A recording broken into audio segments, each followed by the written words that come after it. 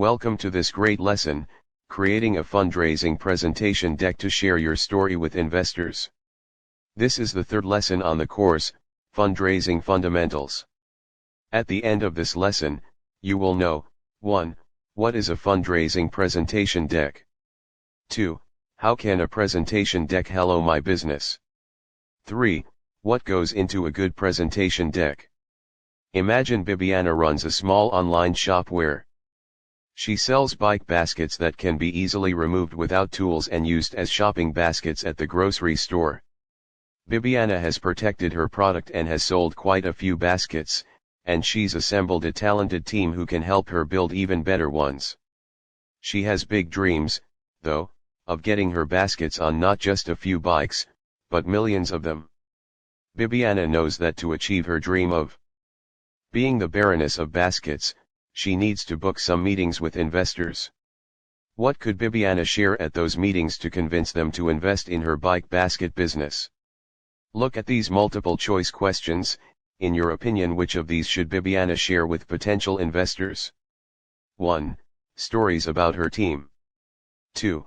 Information about her product. 3. What her team would do with investors. Money. 4. All of the above. I would say, to land an investor, Bibiana should share her team's story, what makes them special, and their plans for the future. And one of the best ways to do that, either in person or via email, is with a presentation deck. When fundraising for your business, a presentation deck, also known as a series of slides you present to potential investors, is a key part of. Now you tell your story. Not only does the deck serve as a foundation for your meetings with potential investors, it's also usually the first thing they ask for over email. A strong deck can help you feel confident and start you off on the right foot. A deck can also help you organize your thoughts and let you make sure you have all the information you need to answer any questions potential investors might have about your business. Say Bibiana doesn't want to share her ideas because she's afraid someone might see her presentation and steal her best and brightest bike basket ideas. Sharing your idea is better than keeping it all to yourself. It lets you get feedback and advice and can help you build buzz around your idea, too.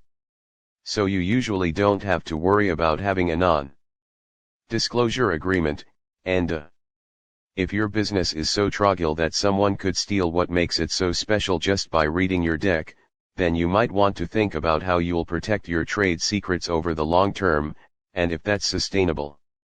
By evaluating the quality of your deck, investors are also evaluating the quality of your business idea, so keep your deck clean, short, and memorable. Make sure your polished deck contains a solid storyline, strong visual appeal, and absolutely no errors. Aim for 12 to 15 minutes in length. Keeping it short invites the investors to ask questions, which you should have answers to. Cool, right? Most investors will spend under 19 to 30 seconds looking at your deck if you email it to them. Your deck needs to be memorable and able to convince an investor looking at hundreds of pitches a month that your ideas are worth their time. Listen up when creating your deck. Organization is key. Make sure your deck includes an introduction, biographies of your team, an explanation of the problem you are addressing, a solution to that problem, financing information, and a conclusion. First, set the stage for your presentation by starting your deck with an introduction. This is typically where you'll put your company's name and logo. You might also include the name of the investor you're meeting with to show you're interested in approaching this business venture as a partnership. You'll also want to include an agenda outlining the different sections of your deck. This will help the investor know when to ask questions, and if a question they have is going to get answered. It also shows you've rehearsed the deck. Next, share biographies of your team and anyone involved in the business. Include information about your founders and their stories, including work history, interesting projects, why they are experts in their field, and any other interesting pieces of background you want your audience to know. Try to answer the questions. What makes this team uniquely qualified to solve this problem, and Why is this the best team in the world? Once you've introduced your team, you'll want to share the problem you are aiming to solve with your product or service. Know your customer's pain point, that is the core need you are looking to satisfy with your product or service. How many customers have this same problem or pain point? Here is where you can wow your investors with your research, answering not just how many customers have this pain point but also how much those customers are willing to pay to alleviate that pain. Then present the solution to this problem, specifically what makes your company's solution different from any competitors.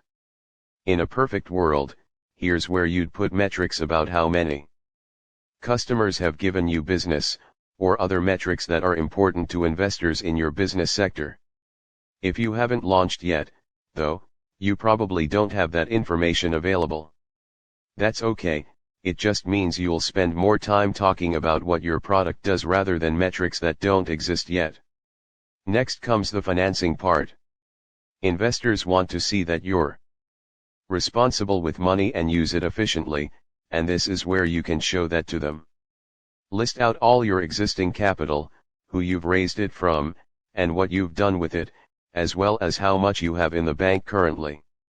Then tell investors what you'll do with any money you receive from them, and how that money will allow you to grow your business, for instance by increasing your production or marketing spend.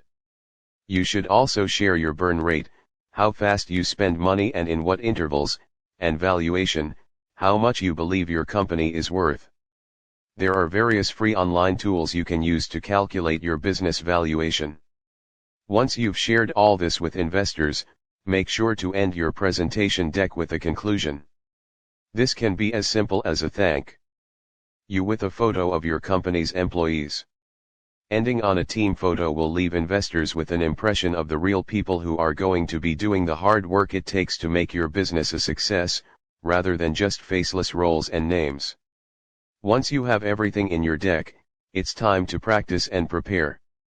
Rehearse your deck in front of a mirror and take videos of yourself. Practice your body language, and with each rehearsal, anticipate taking questions from investors and use your intuition to improve your deck. Do at least 25 rehearsals before giving your presentation, probably more. Make sure you have any cables you need to charge your laptop and plug it into a monitor or projector. It's safe to assume that when presenting you'll encounter every possible setup. And being ready for that will save you stress. Do this now that you know why a presentation deck is important and what should go into it. Let's see what you have ready to go in your deck and what still needs some work. Let's make a list. Which of these do you still need to prepare for your deck? 1. An introduction.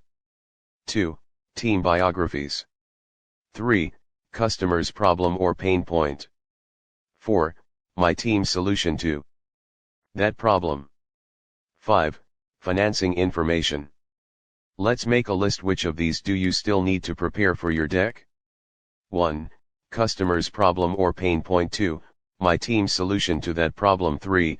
Financing information. 4. A conclusion results. Once you've added everything you need to your deck, rehearse your presentation again and again, anticipate any questions investors might have, and make adjustments to your deck as needed. Sounds good? Get access to the complete course on fundraising fundamentals and many others by visiting our website at standoutcoachingacademy.com.